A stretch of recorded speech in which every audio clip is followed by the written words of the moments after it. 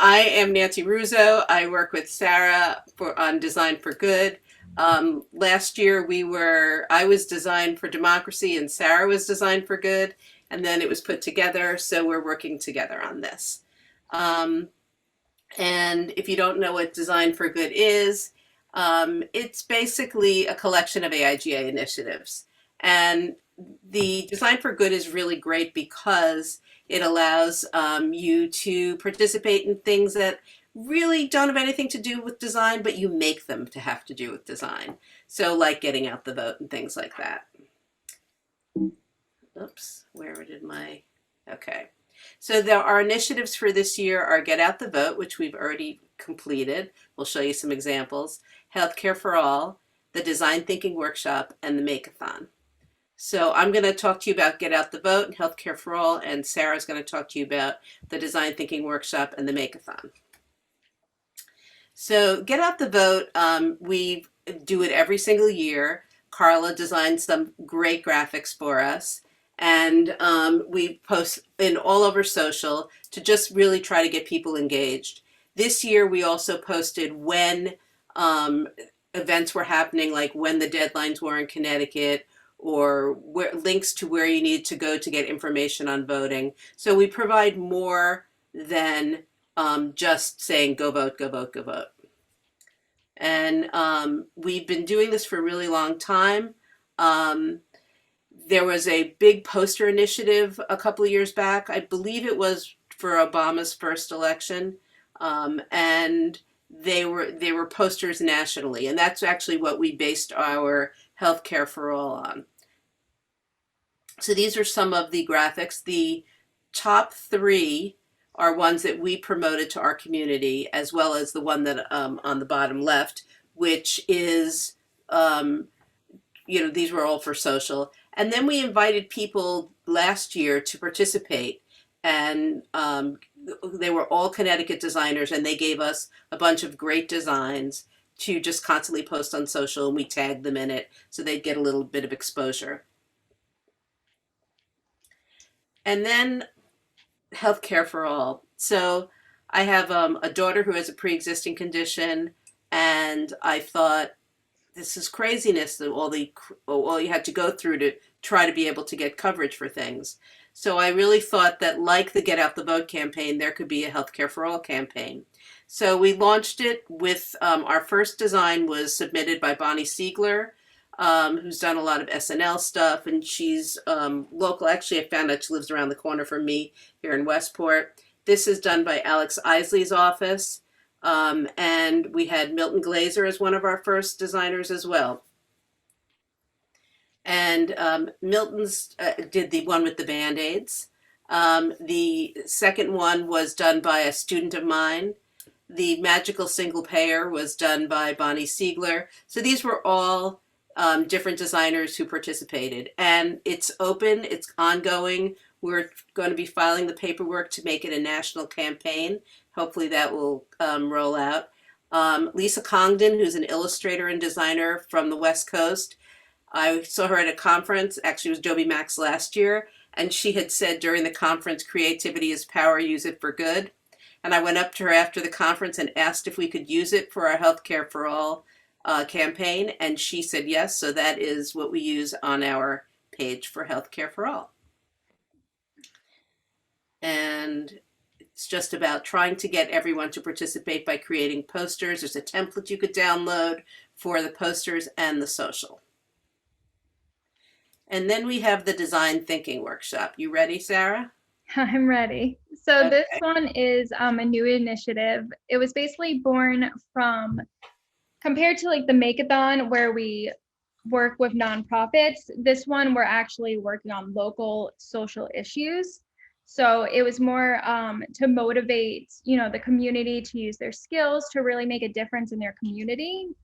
So the way the day will work is we'll bring in a leader who will do a discussion on how to use design thinking to solve problems. And then it'll transition into breaking off into different teams and working on different local challenges while using design thinking and all the tools that they had just learned. And basically the outcome that we would love to see is, teams or just individuals going out after and actually implementing and developing their ideas. And that's really the main goal of this one.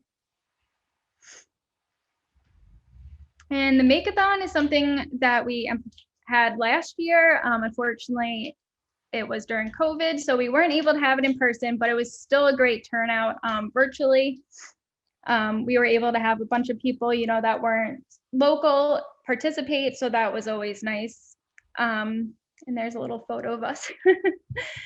So it's a 12-hour design marathon where we partner local creatives with nonprofits to help them out with any kind of marketing materials that they need pro bono, just so they can actually focus on their mission and not have to worry about getting the word out about, you know, their mission. These are a few examples. So Nancy, if you go back to the first one, this was for the Feed Center, which is part of the Council of Churches of Greater Bridgeport. And they do a lot of culinary classes for low-income residents. And they wanted to focus on their initiative for food recovery.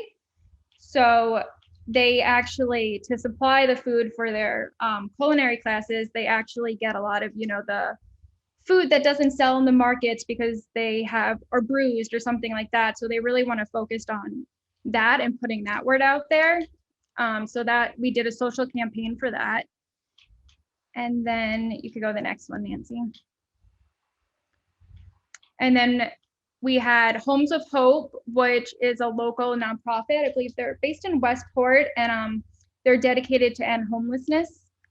And we had actually done their annual report and sort of a rebrand as well.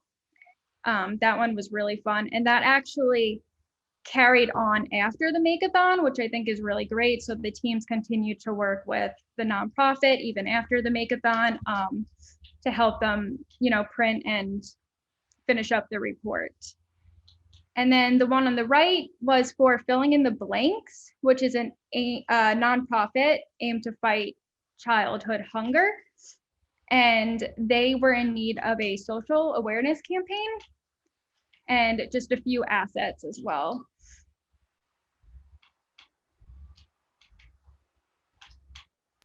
So a couple of the questions we had for everyone were, do you practice design for good? And if so, how do you practice design for good? Feel free to unmute yourselves. And I wonder actually, before we get into that, if you guys have any questions on like some of the stuff that was kind of quick. We definitely we'll be doing everything again, right? Like everything we just talked about will be repeated in this upcoming year. And definitely the Make-a-thon. I think like if we could do that every month, we would, but it's a lot of work putting together. But we're definitely really excited about that and making it more robust this year. So yeah, I just want to kind of, you know, open up to you too. I think it's you, Melissa, and Robert. Oh. Yes, I mean, oh, sorry. You want to go ahead, Robert? I've been involved in a couple nonprofits. How I got there, I think, was just out of maybe more personal interest, and maybe that's common.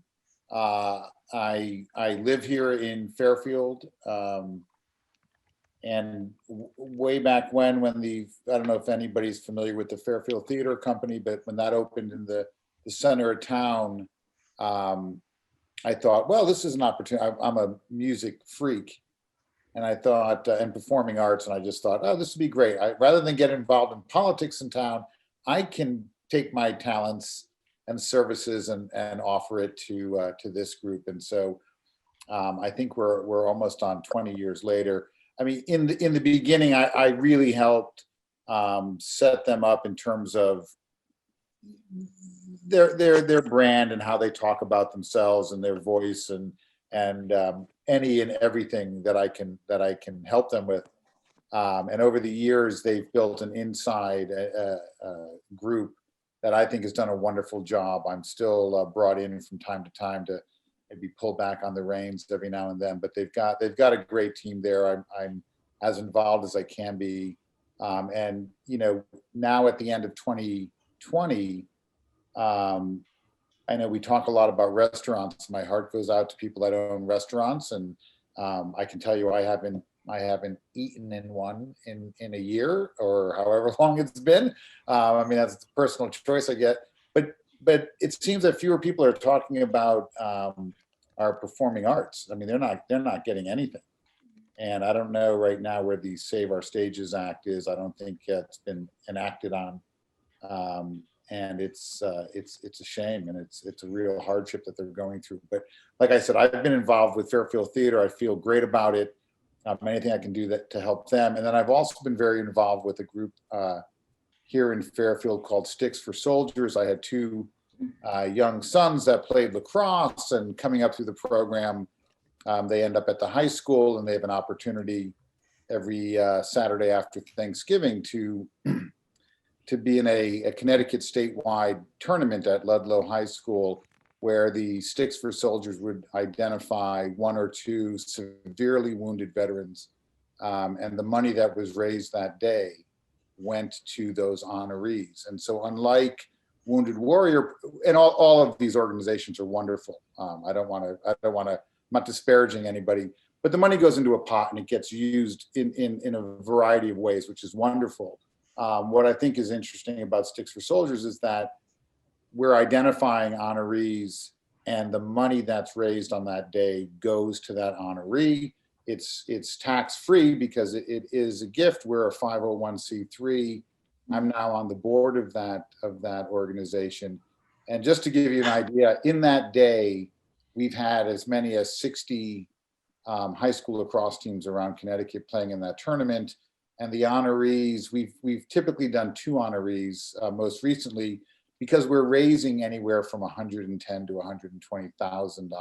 Wow. So we're handing over a check and we're talking, when I say severely wounded, we're talking about high leg amputees, lot of traumatic brain injuries, really kind of heart-wrenching. I'm going to get emotional talking about it, heart-wrenching stuff. And I can tell you that one of the proudest things, one of the most amazing things I've been involved with is handing over one of those checks to a young family for $50,000 or so dollars. Where the design comes into it is my expertise that I can bring to this organization is to help them, design T-shirts and hats and merchandise that we're going to sell at that event to help raise money. I do it all pro bono. I couldn't think of taking a penny for my efforts. I've done what I can to help with their social media presence and all. And I know this is designed for good. It's almost like it should be designed to feel good. I mean, it's I feel wonderful on both fronts, whether I'm helping Fairfield Theater Company or working with Sticks for Soldiers. And I currently have, my oldest son is in the Navy. He's in special operations. I think he was influenced by what he saw and what he helped with, and that's the route he ended up taking. So it has even more special meaning to my wife and I now. But anything more that I can do, I'm very politically minded, and I think I downloaded all of the templates for the Get Out the Vote and Healthcare for All. I never pulled the trigger on designing them, but I think I need to get into that route also. Nancy, you probably can speak to this. As a small business owner myself, who went through a emergency surgery about 5 years ago, that should have ended my life. I'm here. I just wrote down something you said sparked in my head. I'm like, the surgery saved my life. Healthcare costs are killing me. I'm ecstatic to be here and to be alive, and it's wonderful. As a small business owner, what I'm paying to insure myself and my family is out of this world. Right. And I hear people say, I was paying $400 a month for healthcare insurance and it's gone up $100. I'm thinking I'm paying $2,700 a month for a family. And that's not covering anything yet. Yeah. That's the premium. And I'm sure, I know it's no different for any other small business. I'm not saying, oh, woe is me. All small businesses, why we live in a country that thinks that that's reasonable is insane. So I think that might be an area that I want to get more involved with in terms of using my design abilities to try to help raise awareness. That would be great. We would love to have you. Yeah, we're definitely always like, for sure, it's, that's open, and we can share the link again if you need it. Mhm. And if you're interested, even just like helping spread the word and stuff like that, on social media, or we could always share assets with you and stuff like that. Sure. Sure. But yeah, that's amazing though, the two nonprofits that you work with. And I've seen the Save Our Stages a little bit with College Street Music Hall and stuff like that. Sure. Yeah. And they had the outdoor concert series this summer. I went to one of those. It was really I haven't been to those, but at the farm, right? It's a it looked fabulous. Yeah, it was good. But yeah, definitely. But so I think like some of this, especially as we start planning for Makeathon and other stuff, we definitely want to hear from people in terms of like nonprofits that they're interested in and that we can support. We're vetting all of them, but definitely if there's something, that you're passionate about, we're open to hear about that for sure. Yeah, because we really want to know what nonprofits can use our help. Mm-hmm. And of course, I'll share with you the information later with Sticks for Soldiers, because I'm it right now, and I feel I am stretched a little thin. I would love to have maybe there is more we can do. The fact that it is high schools across Connecticut, like I said, at our top we had 60 high schools, both boys and girls lacrosse playing. So it covers a wide territory in the state. So that might not be a bad place to start. Have you ever, I don't know, like, have you ever considered trying to get like the art programs involved and trying to promote those? Because that's another thing that we're trying at the high schools. Yeah. That's actually a really good idea. No, the short answer is no, but that is a really really good idea. That's something that we're also trying to push, just like with the board itself, is reaching high school levels in terms of opening their eyes to design, right? Like I was fortunate enough to grow up in a community where design was an option when I was a junior in high school, but that's not everywhere, right? So just kind of opening their eyes to the career that they can have, and the good that they can do in their community. No, I love that idea. I mean, one of the things that we try to do is it's not just raising funds, but it's raising awareness. Unfortunately, there shouldn't be any veterans with these kinds of injuries that are seeking help. But I can tell you there's way too many. And so that's one of the missions, is just to raise awareness, particularly amongst high school students, because a lot of the honorees are only a couple years older than the boys and girls that are playing in that day's event. And bringing in more people from the schools and people in the art programs, I think it's a fabulous idea. It gives more opportunity, because it's not about the sport. I always joke around and say, this is not about lacrosse. This day's event is about, understanding the sacrifices that are being made while we go on with our lives. And most people are really detached from, the men and women that are serving every day. So I love that idea. I wrote that down, and I'm certainly going to pursue that. Thank you. Awesome. How about Kevin or Melissa, if you guys have anything or any thoughts? I know, Kevin, you might have come in a little bit late, so if you have any questions about anything. I think Melissa's been waiting to go, so why don't we let her take a chance? Sure. Yeah, so I used to be the in-house kind of creative coordinator and designer for Connecticut Alliance to End Sexual Violence for about 3 years. And now they like me so much and they kind of miss me. So now they hire me as a freelance designer. And so I've been helping them, especially with the Me Too movement that happened and all of that, with like the Kavanaugh hearings and a lot of the legislative work that they're trying to push in the state in partnership with DPH, like the Department of Public Health. And just a lot of those kind of like subsidiaries, so like rape crisis counselors and hotlines. When COVID hit, a lot of the work is frontline. So it's, it's advocating with the survivor at the hospital as they undergo hours long, investigative kits and stuff like that. And so they still had to kind of go out there and counsel and provide crisis support as well as a lot of the aftercare, so like therapy and things like that. And it's not glamorous. So it's kind of like my job was, okay, how can we talk about these very important things on social media? And during a time of crisis for everyone, where now they can't go to school or they can't go to their jobs, they saw an uptick in domestic violence when COVID was hitting and a lot of lockdowns were hitting, because now people were stuck at home with their abusers potentially. They didn't have access to the resources that they might have otherwise had. And so they kind of brought me on to try to do some of their Sexual Assault Awareness Month campaign stuff, raising money so that way they could provide PPE for the counselors that had to still go out, and meet with families or meet with children, or meet with nurses that also have to still do these kind of investigative procedures with police officers, and making sure that they're informed about everything. So that's kind of my background of my nonprofit stuff. I've also done a couple things with, I'm blanking on its name now, but like the Connecticut, the family, they're like a political group kind of, they're like a third party group kind of, but they did the 1,000 Doors of Justice campaign kind of in the Willimantic area of the state.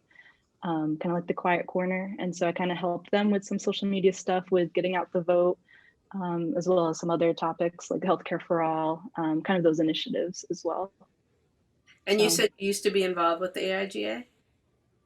yeah, like when I was in college. Okay. So You Okay. did bring up a really good point with the nonprofits, just because during COVID, I'm sure they've all kind of had these new obstacles that they have to face, so that brings up something really interesting that is definitely a good conversation to have with the nonprofits when we are seeking them out for the makeathons. and a lot of it is tied to like the calendars for the legislative office building at the Capitol. And so a lot of it, like we would have lobby days where, okay, everyone put on your teal shirts and try to get people to support certain bills that we're trying to pass so that there's more comprehensive legislation. There's also a lot of, we would be in the spotlight because then you would kind of have counter protesters. So you would have like family of sex offenders that would kind of counter protest us. And so it was kind of like, how can we bring our activism collectively and like talk about the really good initiatives that we're trying to pass while also counterbalancing with people that don't believe in the Me Too movement or, that have contradicting viewpoints. So I'm sure a lot of that has shifted now to social just because of COVID as well. So yeah. Very interesting. And what about you, Kevin? Hey everybody, I'm Kevin Hall, new to the group. My first Zoom meeting with the group. It's good to be with everybody. I'm pretty much just listening to everyone tonight. I don't have much to add to the conversation, but I'm just kind of taking it all in and getting everybody else's opinions and viewpoints about design for good. So Yeah, that's awesome. turn it back over to you. Thanks for joining us. We love having new people come in. Thank you. It's great to be with you.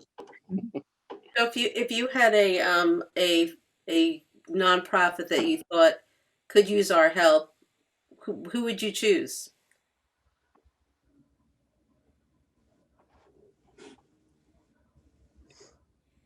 Anyone? Connecticut Alliance to End Sexual Violence. Yay.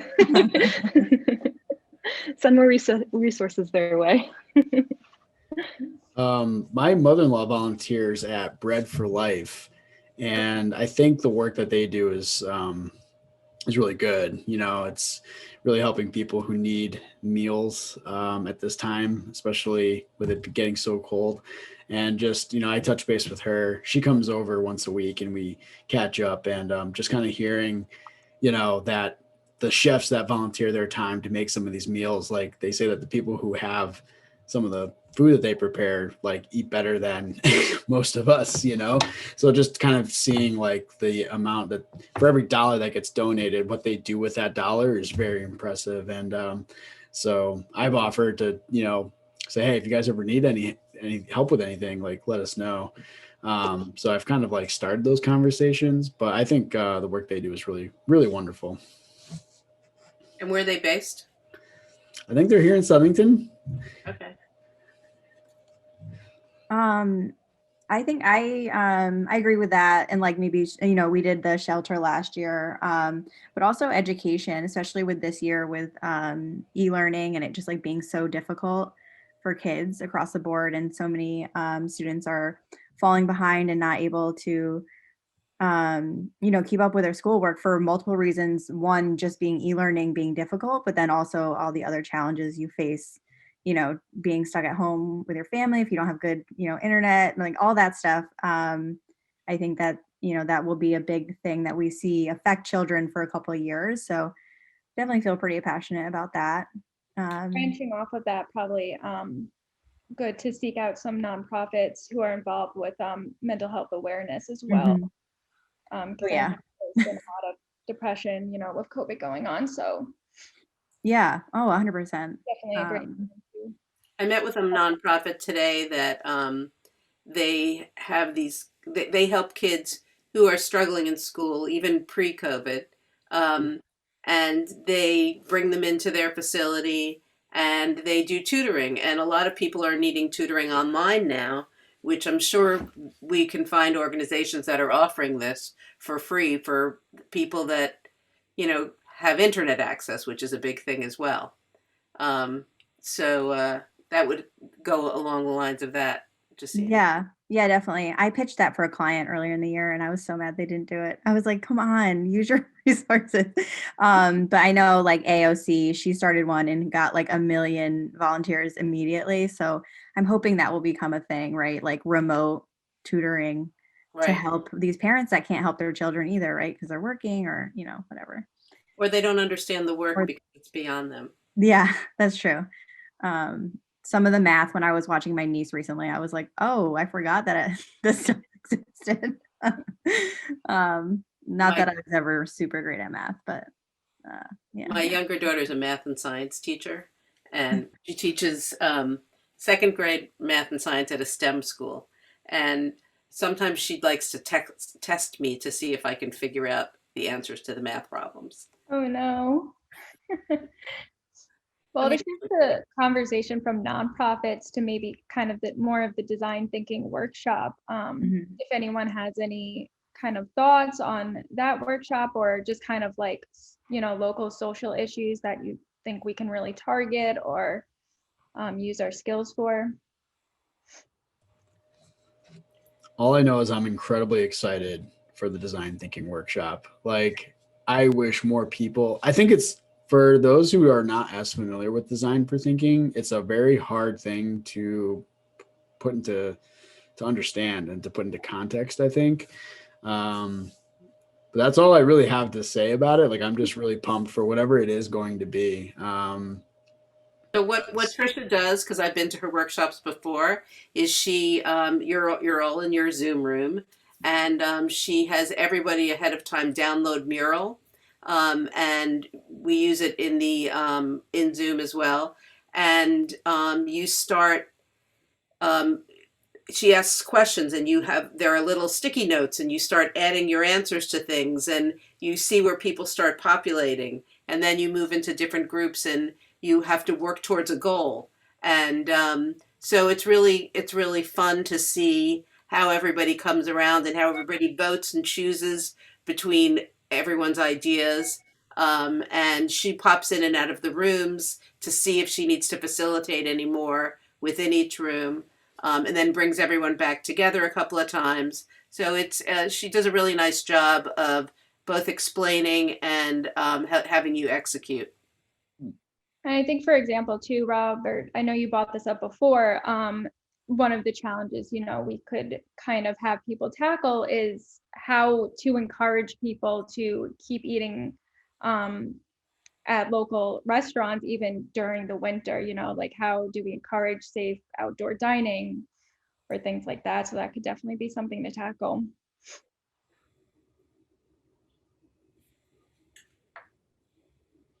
Yeah, we've been trying to just order from local restaurants, but Yeah.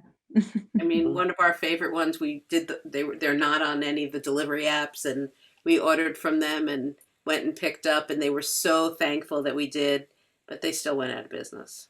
Oh, Too bad. yeah. Yeah. hard. We've certainly been doing our share of takeout, but dining in a restaurant. My wife's also she's a first responder. She's an EMT amongst many other things, also keeping our business afloat and functioning. And so I get, we're hearing, she's getting feeds from FEMA and the CDC and everything. So we're following all the rules.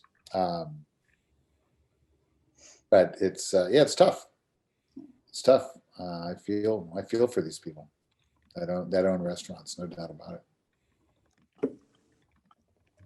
it. On the design thinking, I do have a question. Not that many years ago, I read a book. I think it was a University of Toronto professor that kind of coined this design thinking phrase. Is that still? Is it more broad than that, or is it based? I don't have the book in front of me, and I can't remember his name.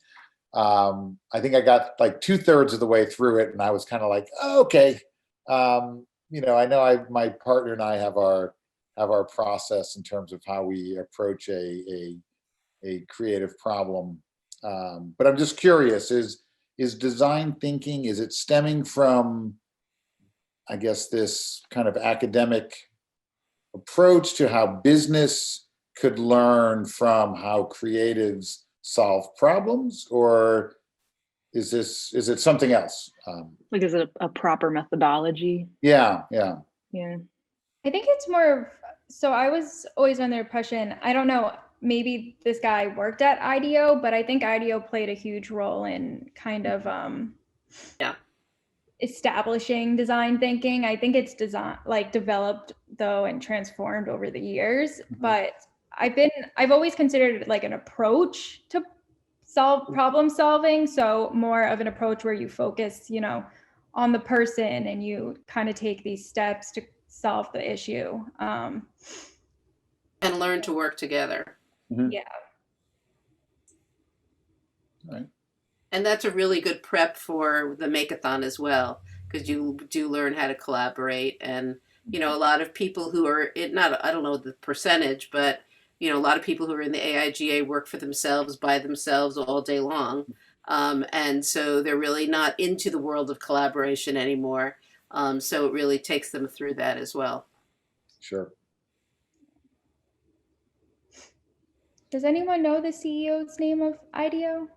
I was gonna say that's where I always know it from too. Is that I was about to look that up because maybe that'll click in your head. Well, the other person, I think it was saying David Kelly. I think he was one of the founders of it. Yeah, I think that's who's the. Okay, yeah. Tim Brown is the executive chair of IDEO, and he's definitely one of them. And then with the other guy who just said, David Kelly. Yeah. Yeah, Tim Brown was the one. Yeah. There's a lot of stuff on IDEO, and then IBM actually has a lot on it too, and that's where she works, right? I'm sorry. That's where she works, right? She's trained through that. Trained. Yeah. Okay. Yeah. So there, and I've actually really enjoyed, that's one of the little perks we've had as being on the board, is that we can dive into IBM's design thinking area. Mm-hmm. Yeah, I need to do that. That's on my list. It's kind of it's like intimidating. It is intimidating, but just baby steps. Yeah. No, when you're saying IBM, are you saying like the tech company? Yeah. Yeah. Oh, okay. Yeah. Actually, part of national, like AIGA National, in being on the board, you have access to their design thinking program. So it's like a partnership that AIGA National has with IBM. Gotcha. Yeah, just an extra resource for leaders.